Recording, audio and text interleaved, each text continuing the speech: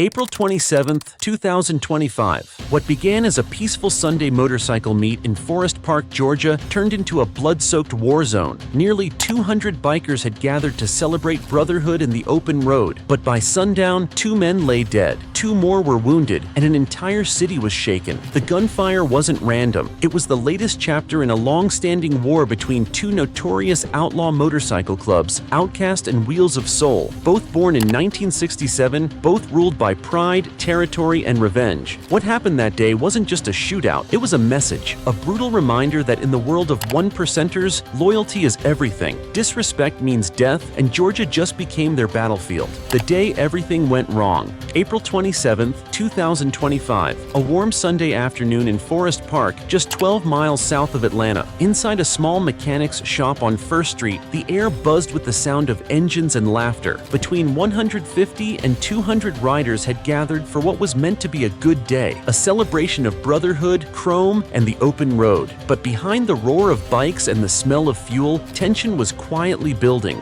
Rival faces in the same crowd, old grudges resurfacing. Then, around 5 p.m., everything changed. A burst of gunfire shattered the music and the chatter. Witnesses said it sounded like a war zone, bullets flying, people diving for cover, bikes screeching off in panic. When Forest Park police finally made it through the chaos, the scene was pure mayhem. Chief Brandon Criss later described it as a large and chaotic crowd, with riders scattering in every direction. On the ground lay 2 men, 25-year-old Isaiah Mack and 39-year-old Anthony Hearns, both from Philadelphia, dead where they fell. 2 more were rushed to nearby hospitals, fighting for their lives. But soon, investigators uncovered a twist no one saw coming. Those 2 survivors weren't innocent bystanders. They were the shooters. The day that started as a celebration had turned into a battleground, and the Georgia motorcycle scene would never be the same again. The rival gangs, Outkast versus Wheels of Soul. To understand what really went down that day, you have to know who was involved and why this feud was inevitable. On one side was the Outkast Motorcycle Club. Born in Detroit back in 1967, Outkast wasn't just another biker gang. It was a movement, a brotherhood built by black riders who were shut out of white-dominated clubs during an era of deep segregation. What started as a response to racism quickly grew into something much bigger. When the club opened its second chapter in Atlanta, it planted deep roots in Georgia, later spreading into cities like Augusta, Hawkinsville, and Savannah.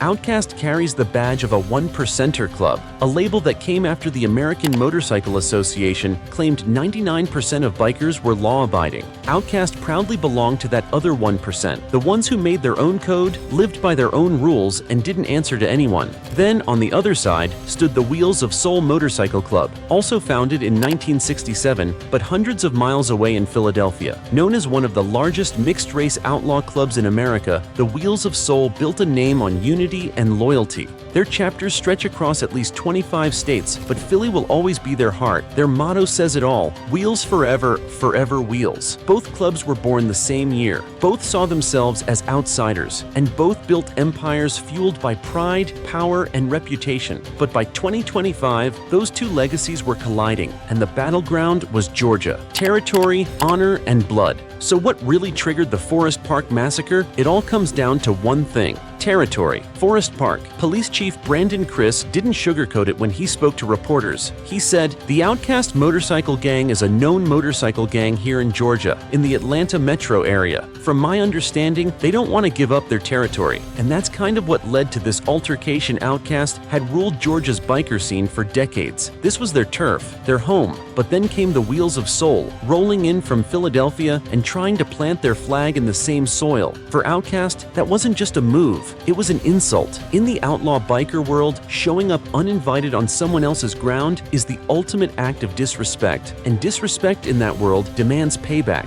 Experts who study outlaw motorcycle gangs say there are 4 main types of crimes these clubs get involved in. What happened in Forest Park fits one category perfectly: planned expressive acts. That means violence carried out to make a statement, to prove loyalty, defend the club's image, and send a message to anyone watching. This wasn't random. It wasn't a heat-of-the-moment fight. This was premeditated, a warning written in blood that Georgia still belonged to Outkast. The suspects: from victims to perpetrators. Here's where the story takes a turn straight out of a crime thriller. Two men showed up at the Forest Park gathering that day with a mission to send a clear message to Wheels of Soul. Their names were Donald McKnight, known on the streets as 1HQ, and Nigel Blackwood, better known as Railroad. Both were confirmed members of the Outcast Motorcycle Club. When the shooting started, it was McKnight and Blackwood who pulled the trigger, targeting Anthony Hearns and Isaiah Mack, both tied to Wheels of Soul. But this wasn't a one-sided attack. The rival gang members fired back. When the gun smoke cleared,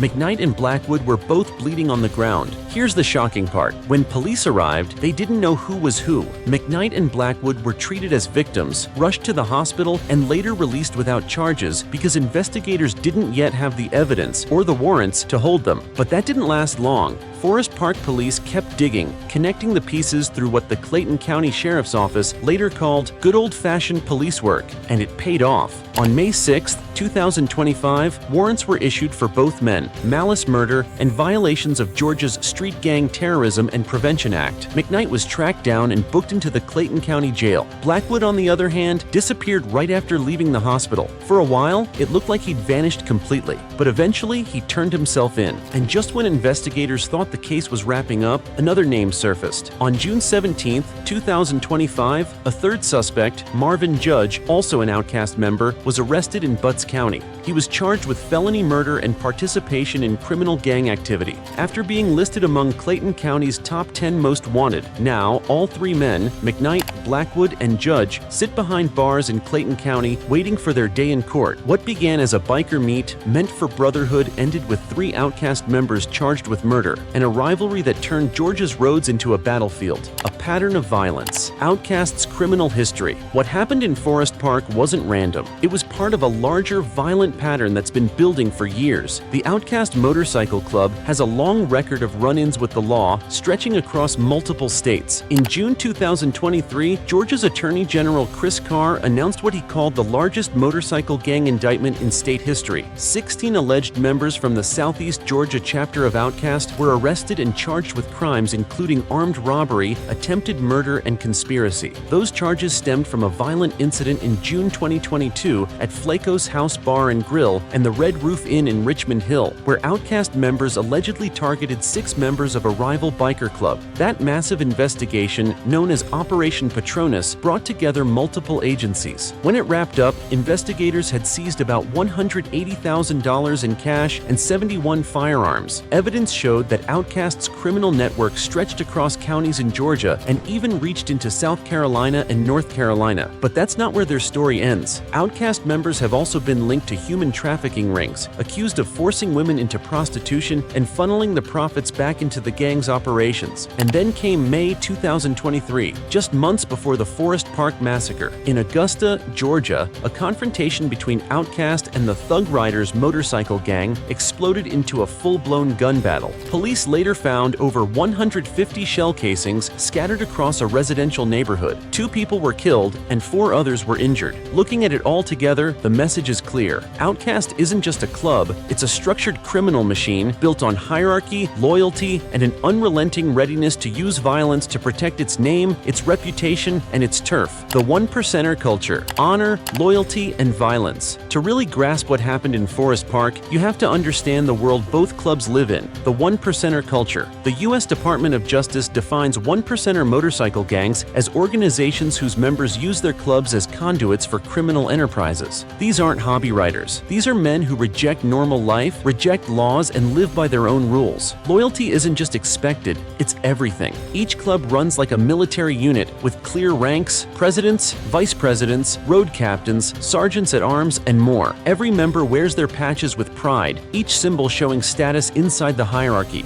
Reaching what's called diamond status, the mark of a one-percenter, isn't just a title. It often means you've proven yourself through violence, through crime, through loyalty that doesn't break. What makes these groups so dangerous is how deeply crime and culture are intertwined. Researchers Quinn and Koch once wrote, "The creation and dissolution of illegal enterprises within a 1% club is a normal and natural phenomenon, occurring routinely under the umbrella of the club. In simple terms, crime isn't separate from the club. Crime is the club, and in that world, respect is sacred." A simple act of disrespect, even a new chapter opening in the wrong place, can light the fuse. So when Wheels of Soul tried to expand into Georgia, Outkast didn't see it as business. They saw it as betrayal. And in the 1%er world, betrayal doesn't end with words. It ends with blood. Law enforcement's response: a long road ahead. In the aftermath of the Forest Park Massacre, law enforcement agencies have been working around the clock to piece together what really happened and to bring every person involved to justice. The Forest Park Police Department, with support from the ATF,